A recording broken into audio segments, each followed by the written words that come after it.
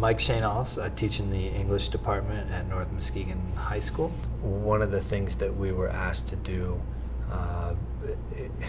was to think about the college readiness standards. We had an opportunity to go and listen to the ACT people sort of present what they were looking for. And they gave us this awesome poster with bullet points that were articulated to each of the levels on the ACT test. And if you took the ACT test when we did, it was sort of a mystery. You showed up with your pencil and you did it and left. And so to have these targets that we could then take and apply very discreetly to our learning targets for our students was a huge, huge asset. Specifically with the ACT writing rubric, it seems to be the entry point to the top part of the rubric is that you can write an argument while understanding and appreciating the other side to the issue.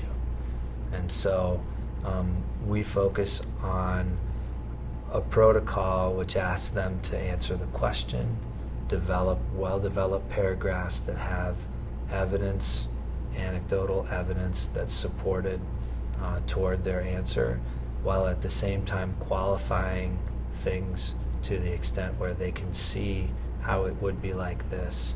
However, please consider this. And so we've found that making that move within the context of their essay has been sort of an entry point to the top part of the rubric. So before Eli,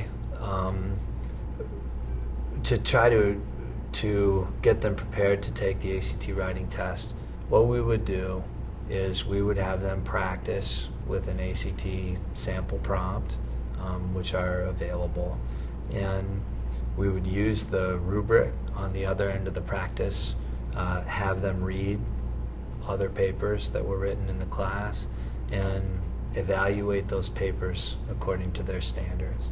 I would then pull the papers in and audit the intermediate scores that the peers gave peers, which don't count, which you have to be very clear about, but it allows me then to see what, whether they're even in the ballpark with regard to understanding the rubric. The method there being, if you don't understand what you're being asked to do, it's going to be really difficult to do it. So they have to be willing to sort of begin with the end in mind. This is what you're being asked to do. And so prior to using Eli, we focused on the task. Let's just at least practice the task that they're asking you to do. And they use that terminology in the rubric itself. The writer effectively responds to the task. What do they mean by the task? Well, here's what it looks like. And we'd do it, we'd debrief it, we'd practice it again, we'd debrief it, we'd practice it again, and by the time the test came around, we were able to get through that maybe 4 times. And it made a difference. After Eli, what I found was I'm done with the 4 things that I had, and now we're practicing the task as needed. And so within a month, I'm done with the stuff that took me basically the year all the way up to the test to get through, just because everything is so quick, and that's such a tight feedback loop. I can see it respond, move them in a direction. They can practice that. They can do it again the next time. If they miss it the next time, they can get on it right away. They get it, and they get it quickly. And so we found that after Eli, I had extra time to extend with them and to take them beyond just the threshold from not proficient to proficient.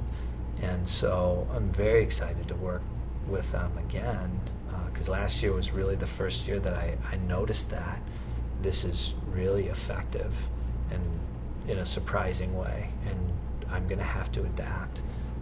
And good thing Eli's so adaptable, because it was really easy then to load up more practice for them and better practice as we went through that. So, and we had great success with it.